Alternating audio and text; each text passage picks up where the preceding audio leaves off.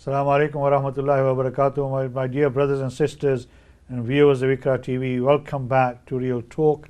We've been talking about the great and sad loss of Hazrat Maulana Yusuf Mutahhar Sahab, an eminent spiritualist leader, a man who gave us a unique perspective and an opportunity to learn about our faith that Allah has bestowed upon us, and gave us the light and showed us the way we should live and behave, and how we as Muslims need to practice our religion.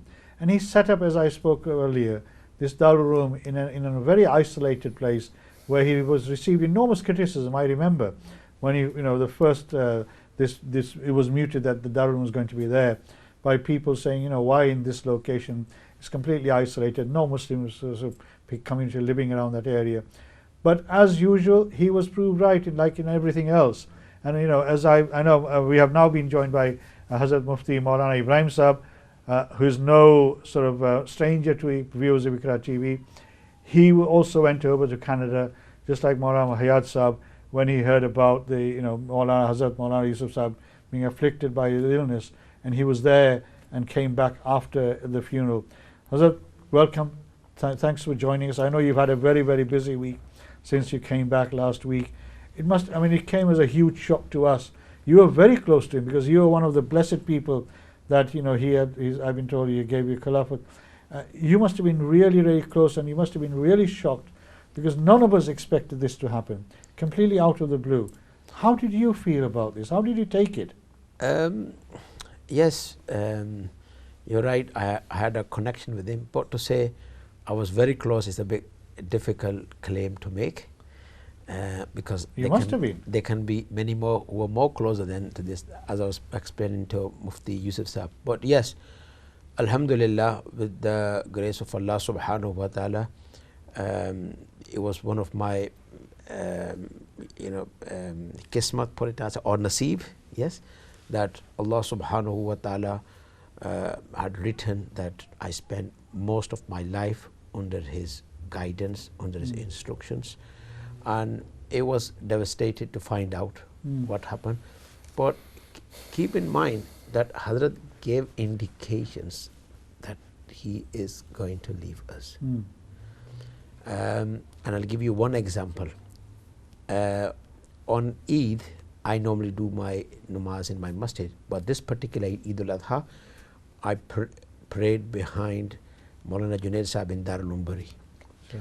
And Hazrat, as normally, he delivered a speech which is about half an hour, 30 minutes.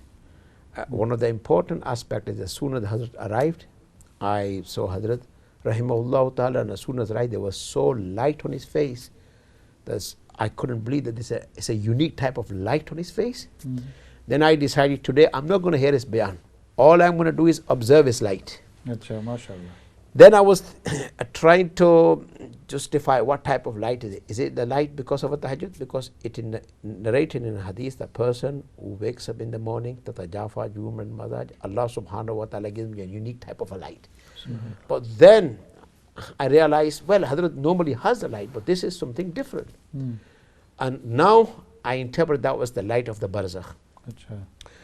And with this in his discussion, he gave a clear indication, and when I heard that indication, it was a shock on my heart. And the way he gave an indication was this, that Ibrahim said, he called me and he said, I've seen you in a dream. I said, okay, Ibrahim said, how did you see me? Okay, was I in a good state or a bad state? He goes, no, I've seen you in Jannah. Subhanallah. Everyone said Subhanallah, and I said Subhanallah at that time. And normally, the audience of Darul Uloom, whether they're ulama or a mufti, they stay silent. But normally, when that is session, I say with a loud voice, Subhanallah. Then he went further on and he goes, Ibrahim Sayyid Sayyida, the place where you were teaching, at Darul Hadith, that is also in Jannat. Subhanallah. So soon when he said that, the place where I was teaching, that is also in Jannat, that was a shock for me. And I thought, oh, Hazrat is saying that I'm going to leave you. And you say you were not very close. So this how much closer can you be? Yeah, so this is just like إِذَا جَاءَ نَصْرُ اللَّهِ وَالْفَتْحِ وَرَأَيْتَ النَّاسَ يَدْخُلُونَ فِي دِينِ اللَّهِ أَفْوَاجًا. It was asked from Abdullah ibn Umar radiyallahu ta'ala, what is that interpretation of this verse? That when the help of Allah subhanahu wa ta'ala, and victory is going to come. And then people with group on group, they are going to enter Islam. So he replied that within this verse, fihi ajalu Rasulullah sallallahu alaihi wasallam. Allah subhanahu wa ta'ala has explained the death of Rasulullah sallallahu alaihi wasallam. Because when people are within a group are going to join the Islam, that's the time Rasulullah sallallahu alaihi wasallam is going to demise. So this verse is, so same thing down here when Hazrat explained this, then I thought Hazrat is only for a couple of days or maybe a couple of months.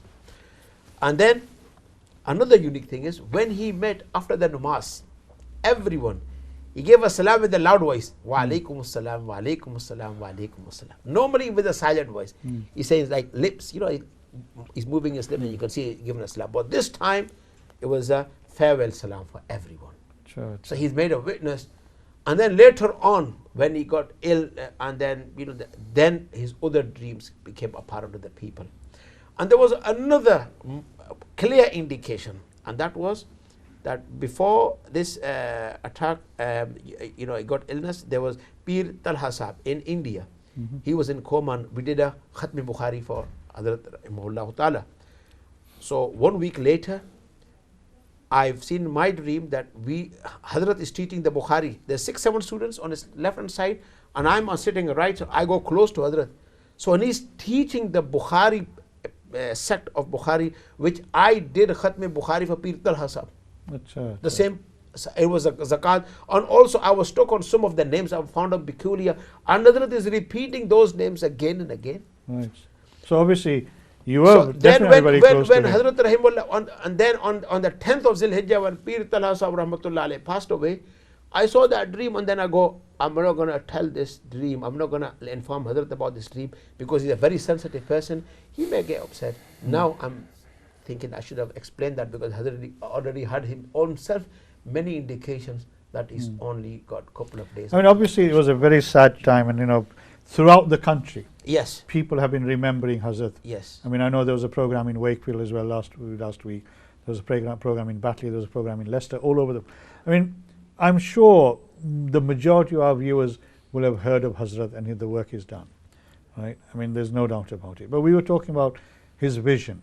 We were talking about his enormous, you know, sort of grace in the way he embraced people.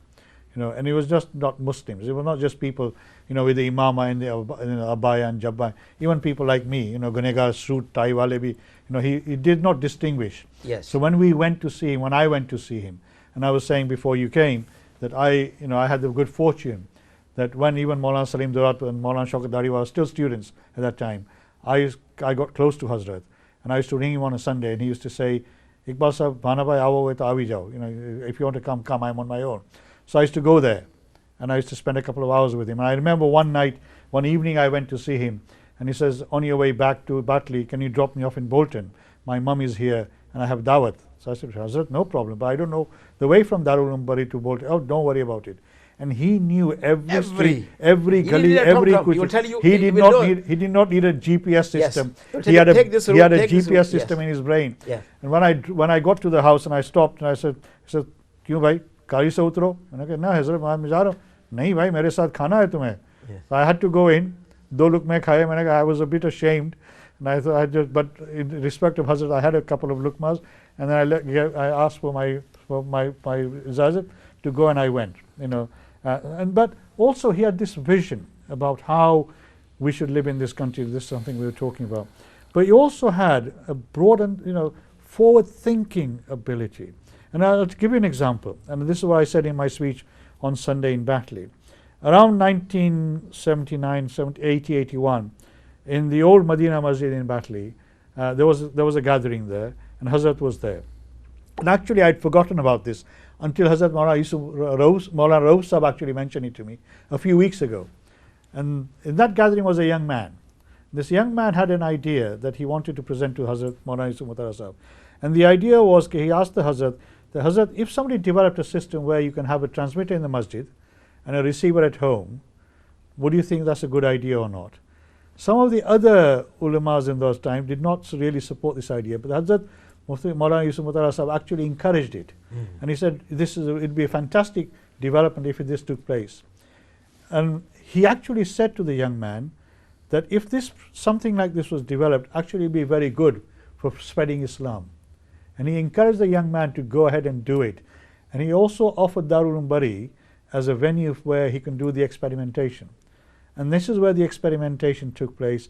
And Darul Bari became the first place in this country to get the license for what is now very common in virtually every mosque in this country. And it was his vision, his encouragement that actually enabled this thing to happen. Yes. You know, and for me, that is a man of vision. I mean, and one of the things I've said to Hazrat Muhammad Hayat Sahib here is that do we still have people of that vision, you know, amongst us, who can think about what's going to happen in 10, 20, 30 years' time, particularly looking at our young Muslim community in this country? Well, let me put it in one way that maybe some people may, or audience or someone may not agree with me, but my understanding of Hazrat is aqalun nas. Aqalun nas means one of the most intelligent person you can have. And his intelligence could be interpreted in every sector of life. You see, if you go into a knowledge, if you go into understanding of a book, if you go regarding the future, if it's regarding a product, or if it's regarding an idea, he was in everything. Language, education system, everything. So he's aqal nas. You didn't have to give an explanation towards to him. You know, you put different things together and he will join them up. You know, like when there's a jigsaw, people know, and you put different ideas in front of him, he will make them very simple. And I'll, just as you has given an example of this receiver system, there was once an issue in Council of Mosque, and that was there were some women in Bradford that they wanted to open a masjid. No, that is still happening. Yes. So then the reaction from the Council of Masjid and other people is, why are women willing to open a masjid? And then there were stereotypical views. Are the women going to lead the prayer? They're not allowed to. So there was misconception. No, women cannot open the masjid. You know, they were mixing all ideas. I was being called by a councillor of masjid, and I said to him, well, the thing is, if it's a woman and they want to open a masjid, yes, they can do. Because, you know, if a woman wants to become a mutawalliya, who carries out the duties of administration of a masjid, they can't do that. That's not forbidden. For the masjid, for the mutawalli is to have a taqwa. You know? But anyway, one of the members, they said, is that your own opinion? Have you asked anyone? I said, well, according to our book's explanation, this is the guidance. But for you to for your satisfaction, I will ask Hazrat. So I rang Hazrat. Yes. Besides the way, there were other muftis, they were told, no, women cannot open a masjid. All these muftis, no, they cannot open the masjid. So I rang Hazrat. I didn't finish my conversation. And I said, look, there's a woman, and there are a couple of from our community. One of them belongs to the Gujarati community, and there's some of them from Pakistan. All of them, they want to open a masjid. I haven't completed that sentence. And you know what they said? The first masjid which was open in England was funded by a woman. Okay, and then he gave me the whole history. Okay, so can you see down here? Like that's what said, aqalun nas. He had a reference. He had the understanding. So let me ask you another question then. Why? I mean, this is something you may agree or disagree with, and I've said this before you came, and you can join in as well. I found Hazrat to be very broad-minded, very liberal, very inclusive, but yet I find some of his students are much more orthodox and much more conservative. So why isn't that, his spirituality or his teachings being followed through in some cases? Well, I think so. Like you said, some of the muftis are 999 nahi kar sakte bhai. Yeah. Well, the thing is, well, Hazrat, if you want to say something as well. Yeah, and just let Maulana Ibrahim finish his answer. Bismillah, Maulana. Yeah. So the understanding is faqahat, understand the situation. Hazrat had a deep understanding. Okay, so that's why his explanation was expanded out in many areas. So sometimes it's not that they are conservative; they may have not understood that area, and or they have looked at only through one angle, where we said, Qur'an has all the ideas presented in front of the table, and he can look at many angles. Where to other people, That's you have what I'm to saying. facilitate other Exactly. people to get other angles. What's your take on it? Because, as I say, he had a broad sort of open mind about things. Absolutely. I think that's exactly Maulana Ibrahim Sahib, Mufti Sahib has nailed that. Aziz Sahib was a far-reaching person. Anybody who opened a madrasa back in 78, and when people said, if you want to have ulama, why the people come here to study at Oxford and Cambridge, Yes. they can go to Pakistan and study the Deen of Allah. So at that 78, that has to be a peculiar individual who opened a madrasa with the far. So mashallah, Aziz Sahib's produced people who for their field they're fantastic, but the person who's like Jami, a person who can see everything, they're far and far between. So everybody does his small, see, the way I see is that we're not all Kamil people. Kamil Rijal are very few in between. But, A is doing his, B is doing his, and C is, and together, by the grace of Allah, they'll all come together. इनमें से हमारे साथी में से ऐसे भी लोग हैं who have got this, for their age, they've got salahiyah, they've got, far-sightedness, and I can mention a few, but it won't be appropriate. There are people like that. So I don't know who you're referring to in peculiar, but sometimes we have to tip our demands. We can't see everybody doing Aziz Sahib's work. No, what surprises me is what Maulana Ibrahim Sahib has just said about. I'm Far-sightedness. aware of the call by some women to set up a mosque in Bradford. I'm also aware that there's a lot of people who say, Well, I supported them. it can't happen. Islam में ये बिल्कुल मंजूर नहीं है. But so what you just said. Yes.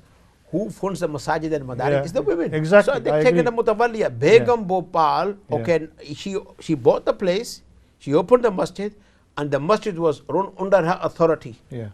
But as long as these issues of imamat, who was going That's to a be the different imam? issue. That's a different issue. And there are, you see, those agree. women, they've got the iman, the faith, follow of Rasulullah sallallahu alaihi wasallam. Okay, Begum Zubaydah, okay, she opened a stream in, it was running through right to the Makkah.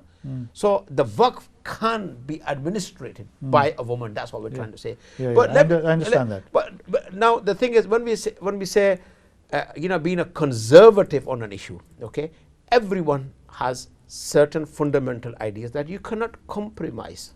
Okay, everybody has that. So, General Musharraf writes in his own books. Yes, he was here in 1990. He was studying somewhere here. Okay, so he goes that you go to a different settings and they want you to change, but everyone has a couple of ideas in his own mind that he doesn't want to negotiate with anyone. So in some area, everybody has to be conservative. We cannot do that. So when we use this, there are some Islam there's some areas which are non-negotiable. They are non-negotiable. Right? The Islam is very clear. But let on me that. make one more clear point down here. Is Maulana Hayat Sahib that Hazrat didn't shape the whole society. He facilitated the demand of the society. You see, we came. Our ancestors, Gujarati, Pakistani, Bangladeshi, came from their own backgrounds. They had a desire of iman. They had a desire to gain the knowledge of Rasulullah sallallahu alaihi wasallam. Our masajid needed this type of imam. What Hazrat did, he provided a facility for them. Hazrat never went around England and said to them, I've opened the Darloom. He didn't ask chanda, donation of children come into Darloom.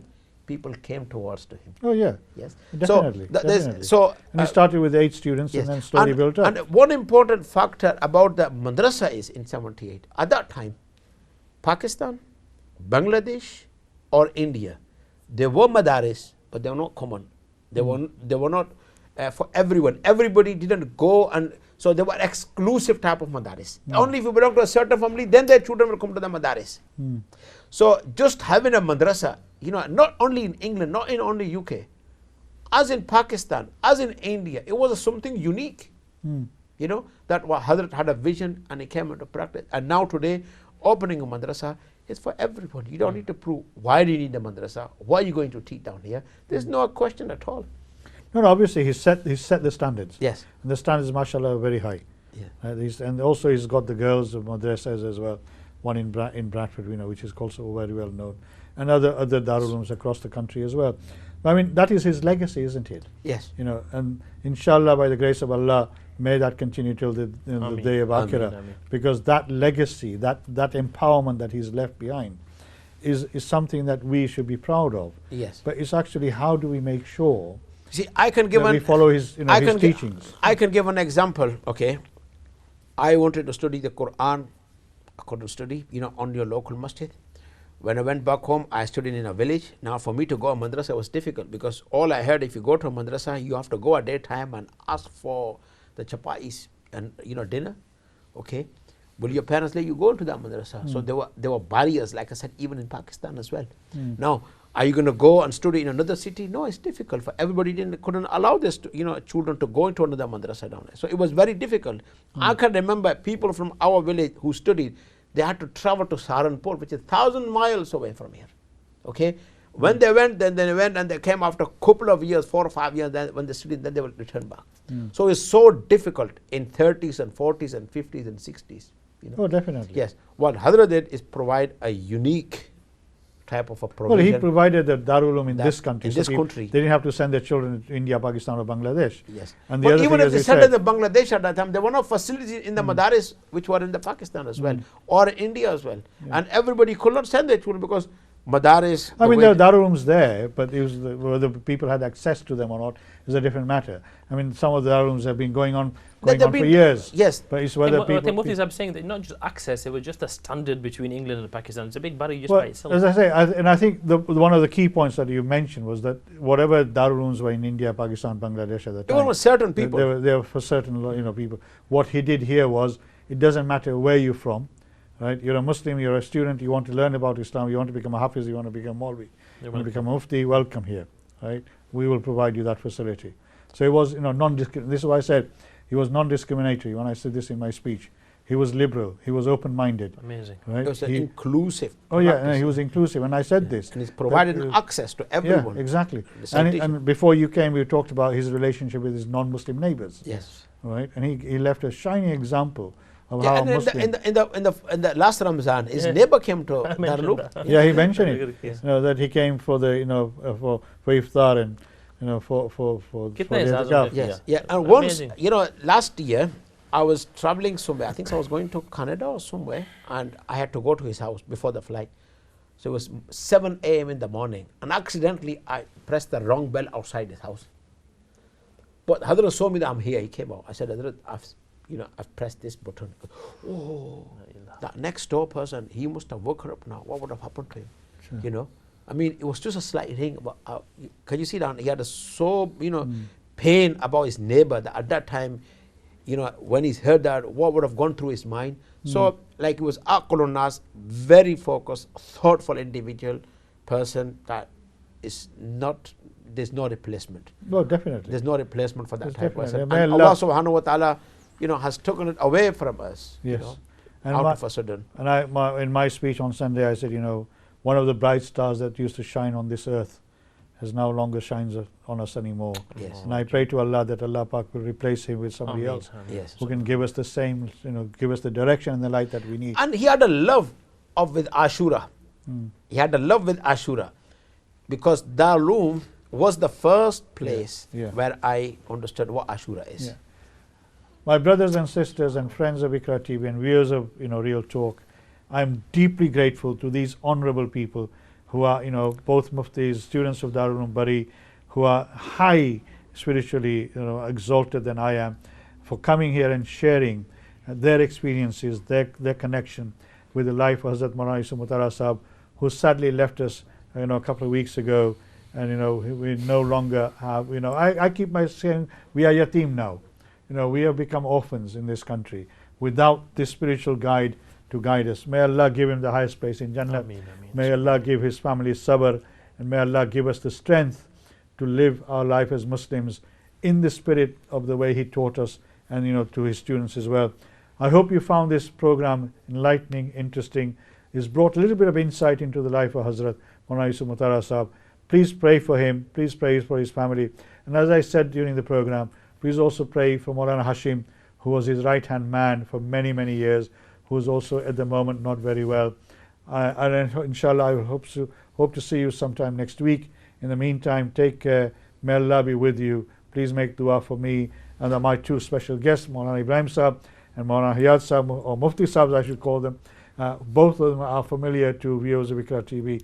Thank you for coming. Jazakallah khair. Thank you for sharing your experience of Hazrat, and telling our audience about the life and work of his Darul Uloom. Assalamu alaikum wa rahmatullahi wa barakatuhu.